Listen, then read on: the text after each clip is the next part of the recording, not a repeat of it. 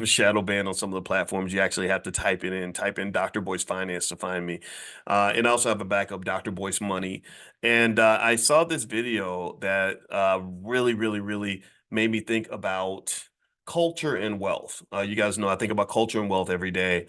Because wealth is culture and culture is wealth. If you are in a wealthy culture, you're far more likely to be wealthy than if you're in a kind of a broke or broken culture.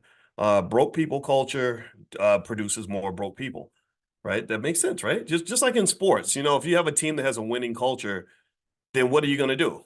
You're going to do what? What happens when you have a winning culture on a football? The Kansas City Chiefs, they have a winning culture. What do they do? What do they do more than damn near anybody else in the league right now? They win. They win. All I do is win, win, win, no matter what, right? That's what the Chiefs do, right? Because they have a winning culture. But then if you have a losing culture, then what are you going to do?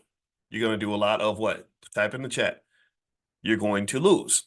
And so in my book, The 10 Commandments of Black Economic Power, you guys can grab a copy at drboycebooks.com. Use the code word book club, all one word, to get 30% off anything in the store. You will find that I talk extensively about economic culture and why economic culture is something that I encourage you to really think about very carefully. It's something to think about in anything that you do. Like, what is your culture? If you're trying to lose weight and be fit, do you have a culture of fitness around you? Or do you have a culture of fatness? A fat culture is gonna make you fat. A fit culture is gonna make you fit. What is your culture?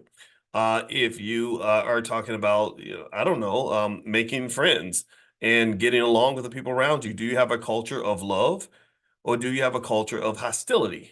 A culture of hostility will produce hostility. This is common sense. Do you see what I'm saying? Like, a lot of this stuff that we think is rocket science, it's common sense. God gave you all the tools you need to understand everything you need to know about economics.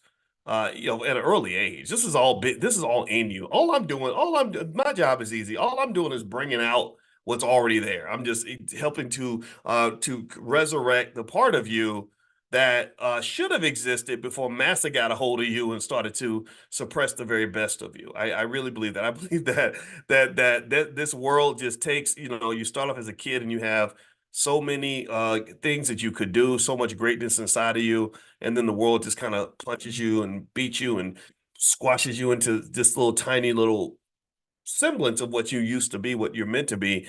And then sometimes we just gotta, wake up a little bit. I remember I was thinking about this.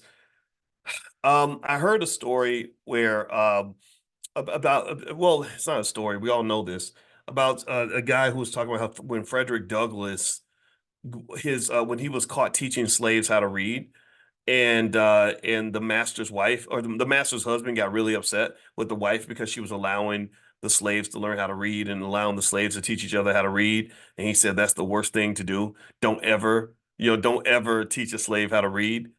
And I said, oh, I get it now. Now I know why the vast majority of children that come out of Chicago public schools can't read, because you don't want your slaves to learn how to read. And the thing about it is that because if they know how to read and they know how to think and they know how to process information, then they don't become very good slaves for the capitalist system.